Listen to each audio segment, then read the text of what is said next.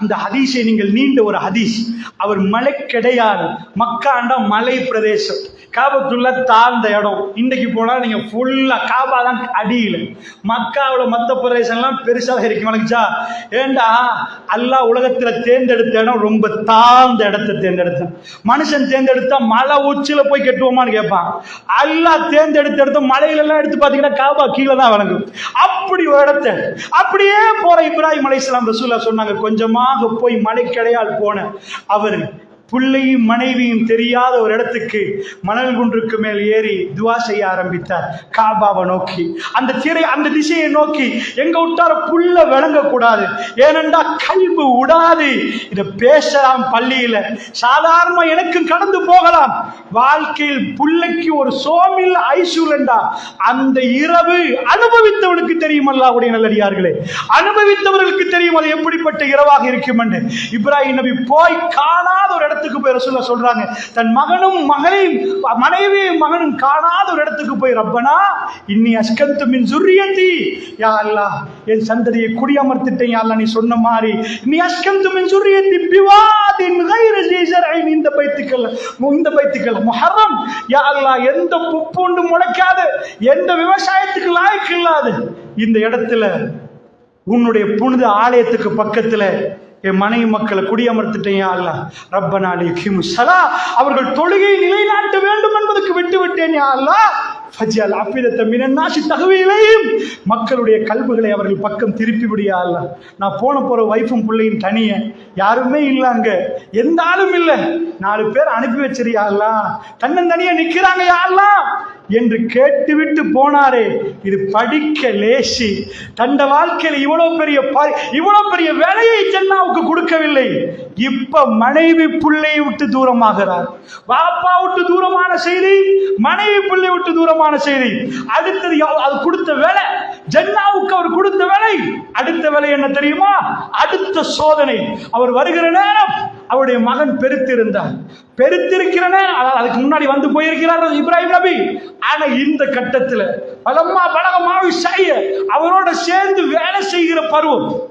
அல்லாஹ்வுடைய நல்லடியார்களே, அந்த பருவத்தில் இருக்கிற மகன்கிட்ட கேட்கிறார். நல்லா புரியுது, விவரம் தெரியுது, உம்மா எப்படி வளர்த்திருப்பாங்கன்னு பாருங்க. அவர் சொல்கிறார், இன்னி அராஃபில் மனாமி அன்னி அஸ்பஹுக்க ஃபந்துர் மாதா தரா. அவர் சொல்றார், மகனே தொடர்ந்து கனவு கண்டுட்டு இருக்கிறேன். என்ன கனவு? ஒரு நபி கனவு கண்டால் அது வஹி. உங்களை வெற்ற மாதிரி கனவு கண்ட மகனே, இதை பத்தி என்ன நினைக்கிறீங்க? அவர் என்ன சொல்றாரு? இஃபால் மா தூமர், பாப்பா உங்களுக்கு ஏவப்பட்டது செய்யுங்க. சத்தஜுதுனி இன்ஷா அல்லாஹ் மின ஸாபிரீன், பொறுமையாளர் பட்டியலை என் பேரை பார்ப்பீங்க. பொறுமை பொறுமை பொறுமை என்றால் அது இப்ராஹிம் நபியுடைய குடும்பம். அல்லாஹ்வுடைய நல்லடியார்களே, அதை நீங்கள் படிப்பதற்கு தான் திருக்குர்ஆன். அவர் இவ்வளவு சிக்ர் செஞ்சார் என்று சொல்லல, அவர் நிறைய செய்தார். அல்லாஹ் அவருக்கு அருள் புரிவான். அல்லாஹ்வுடைய நல்லடியார்களே, இப்பொழுது அவர் கொடுக்கிற வேலை என்ன தெரியுமா? தன் புள்ளைய அல்லாஹ் எப்படி சொல்றான்? வீடியோ கேமராவை கொண்டு போய் இப்ராஹிம் நபி வீட்டில இருந்து தன் புள்ளையோட பலி கொடுக்கிற இடத்துக்கு போறதை எப்படி அல்லாஹ் சொல்றது தெரியுமா? ஃபலம்மா அஸ்லமா, அவர்கள் இருவரும் கட்டுப்பட்டு விட்டார்கள். அவங்க 2 பேரும் கட்டுப்பட்டாங்க, தலையை குடிச்சிட்டாங்க. வாங்க மகன் போவோம் என்று போகிறார். வத்தல்லஹுலில் ஜபீன், அப்படியே முகம் குப்புற வைத்து வெட்டுவதற்கு ரெடி ஆகிறார். இது நடிப்பில்ல, யாரும் பார்க்கல. அங்கால கேமரா, இங்கால லைவ் டெலிகாஸ்ட் இல்ல. அல்லாஹ்வுடைய சிசிடிவி கேமரா இல்ல. ரப்புக்காக வேண்டி அவர் துணிந்து செய்கிற செயல். பாப்பாவை விட சொன்னாங்க, பாப்பாவை விட்டார்.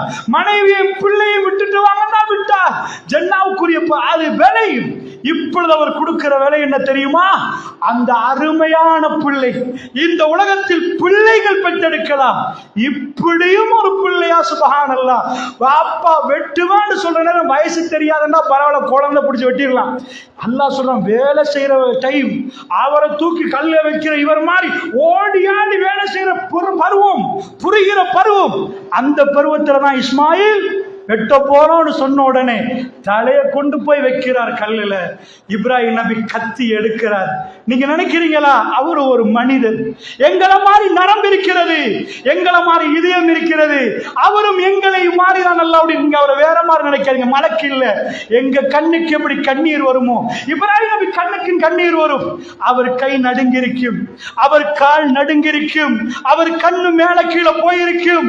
அவர் கத்தியை எடுத்து தந்த மகளை வெட்டுவது என்பது அவ்வளவு லேசி இல்லை. வெட்டுவதற்கு போகிறார். அல்லாஹ் சொல்றான், இப்ராஹிம், இப்ராஹிம் நாங்கள் கூப்பிட்டோம். கது சத்தக்த ரூயா, நீங்கள் கனவை உண்மைப்படுத்திட்டீங்க. வேணாம் இப்ராஹிம், வேணாம் இப்ராஹிம். அல்லாஹ் சொல்றான், பலாவுல் முபீன், தெளிவான ஒரு சோதனை. இப்ராஹிம் வெற்றி கொண்டு விட்டார். வைசிபுத்தலா இப்ராஹிம் ரப்புஹு பிகலிமாத்தின் ஃபஅத்தம்ம உன்ன. இப்ராஹிமை அல்லாஹ் பல கட்டளைகளை கொண்டு சோதித்தார். ஃபஅத்தம்ம உன்ன, அத்தனையும் தமாம் பண்ணிட்டார் இப்ராஹிம். அத்தனையிலும் வெற்றி. Pass pass pass. அல்லாஹ்வுடைய நல்லடியார்களே, ஜன்னாவுக்கு அவர் கொடுத்த விலை அது. இந்த பள்ளியிலே நாம் கொடுத்த விலை என்ன? அல்லாஹ்வுடைய நாம் கொடுத்த விலை என்ன? இதைத்தான் கேட்கிறோம். சொர்க்கம் செல்வோம் வாங்கள் என்ற தலைப்பு லேசி. அல்லாஹ்வுடைய நல்லடியார்களே, வாங்க சொர்க்கம் போம் என்று சொல்லலாம். ஆனால் நாம் கொடுக்கிற விலை என்ன? அல்லாஹ்வுடைய நல்லடியார்களே, சாதாரணமாக இது குர்ஆன்ல இல்லப்பா, ஹதீஸ்ல இல்லப்பான்னு சொல்கிற நேரம் அதை விட்டு வருவதற்கு பலர்களுக்கு முடியாமல் நிற்கிறது. அல்லாஹ்வுடைய நல்லடியார்களே, ரசூலுல்லாஹ் சொல்லலப்பா, எங்க உயிரை விட மேலான ரசூலுல்லாஹ் இதை செய்யவில்லை, இது பிதஅத் என்று சொன்னால் எங்க பட்ட அப்பம் பாட்டும் காலத்துல இருந்து செஞ்சு வந்தது நாங்க விடவான்னு கேட்கிறாங்க. இதை விடவே முடியல என்று அல்லாஹ்வுடைய நல்லடியார்களே, நாம் என்ன தியாகம் செய்து கொண்டிருக்கிறோம். இது இப்படி இப்படி நீங்கள் ஒவ்வொன்றாக பார்த்தால் இப்ராஹிம் நபியுடைய சோதனை தன்னையே கொடுக்கிற ஒரு சோதனை. அது ஆரம்பத்தில் எல்லாரோடையும் பேசுற ஊர்ல விவாதம் பண்ற நேரம், தப்பு என்று சொல்கிற நேரம், நீங்க தப்பு செய்றீங்க என்று சொல்ற நேரம், அவங்க கொடுத்த பனிஷ்மெண்ட் என்ன? நெருப்பை மூட்டி அவரை கொண்டு போய் போட்டார். அல்லாஹ்வுடைய நல்லடியார்களே, வேலை என்ன? நெருப்புக்கு அவர் போன அவரே வேலை, அவரே போய் அவரை போட்டு விட்டாங்க. யானாரு கூனி பரதன் வசலமன் அலா இப்ராஹிம், நெருப்பே இப்ராஹிமை ஒன்றும் பண்ணாதன்ட்டான் அல்லாஹ். சலாம் பரதன் வசலாம், குளிராக இரு. நெருப்புட தன்மை எல்லாம் மாத்தினான். அவர் போய் ஏர் கண்டிஷன் இருக்கிற மாதிரி இருந்தார்.